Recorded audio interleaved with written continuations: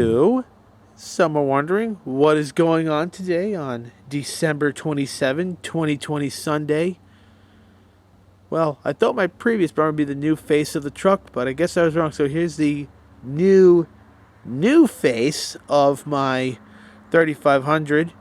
This is what I have had done. So had my stock Mopar bumper put back on, but it's been hit with Line-X, as was the tow hooks. Let me give you a close-up of that. Here's an initial overall view.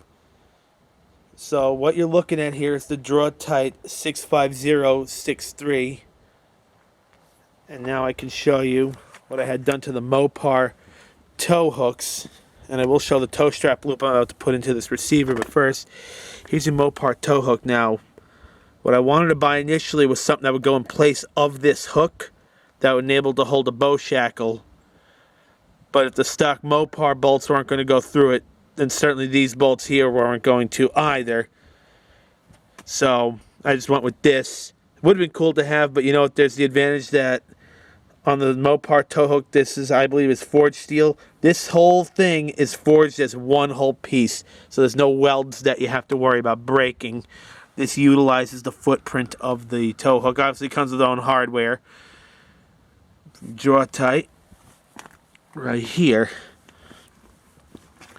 So I had the tow hooks line next, but obviously not the hitch for warranty reasons, also for safety reasons, because powder coating and regular paint, if welds are going to start to crack or there's going to be a crack anywhere in the metal, the paint will crack with it.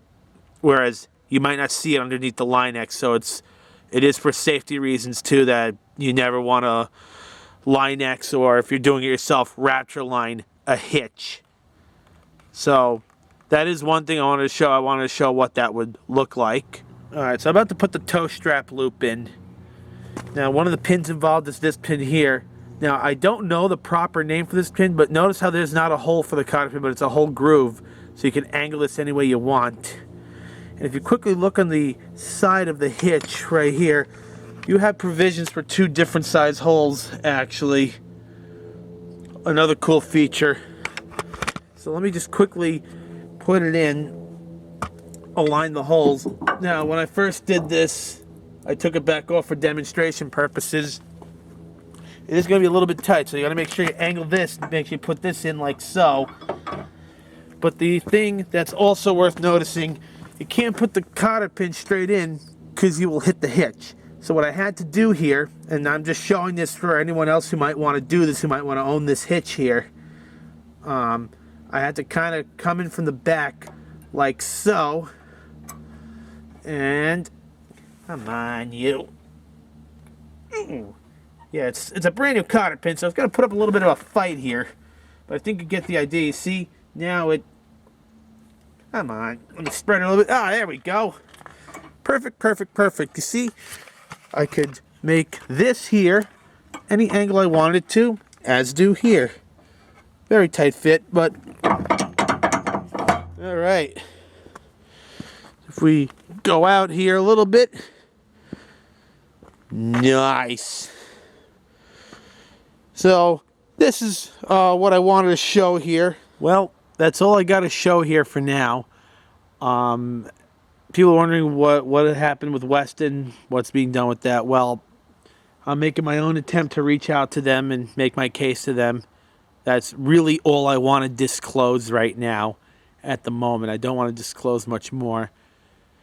But I will say it is still a bummer that it turned out that way because, again, even before I had the truck, I envisioned having a truck with that type of bumper, and it would have stood out more, and its Line-X texture would have really been out there, you know? I mean, it would have matched, you know, the texture here on the mud flaps, the protection I have along here in the body line, the bed rails. Oh man, I'm just thinking about how awesome that would have looked. But you know what? This is still unique in its own way. Like with the grill. When it comes to the grill, most people just do all gloss black entire thing. No, I allowed some contrast to happen here. Remember, this is 3 pieces. I had Gotham Auto Works pull this grill assembly apart. Crosshairs gloss black, some clear in the honeycomb, kept the ram's head chrome. chrome to contrast the gloss black and just put some gloss on that stock gray. And now I have this Line-X bumper with these Line-X tow hooks with this hitch here. So I think that's still unique in its own way. So it's the Suburbanator's Ram 3500. So again, not as cool looking as that bumper would have been. And I looked at other models. There were some models that sold themselves as being nice and close to the face of the truck, but with everything I showed in the first video of the Western Automotive bumper, you know, there's so many things you got to take into account, and almost nobody's bumpers really fit, you know, like an OEM. Even some as mundane as a grill guard. You know, I was running into more and more questions, so that was my other reason why I just went with this. Because I just, at this point, just wanted to go with what's going to work. This is what was going to work. Yeah, I know I've been adding some afterthoughts to my videos lately, but, you know, I'm just all over the place. And, yeah, I was sleeping on the couch for a while, so that's my hair is all messed up. But, yeah, what I meant to add out there, kind of got lost in my own thoughts. That bumper looked so awesome. I had plans of taking the truck back to Gotham Auto Works, having the dings taken out, having the paint corrected, and actually taking that truck to car shows. I even wanted to enter it in the Labor Day parade that I go to. Well, when we can have parades again. But if I had had that bumper still, how cool would it have been? I could like put like a banner across that bumper. Guess I can't do that. Although they can hang something off the bed rails. And the thing I wanted to touch up a little more on is the various models. So yeah, like I said outside, when one model addressed one issue, it seemed to have another. Like the models that didn't stick out of the front so far, they didn't have provisions for a receiver.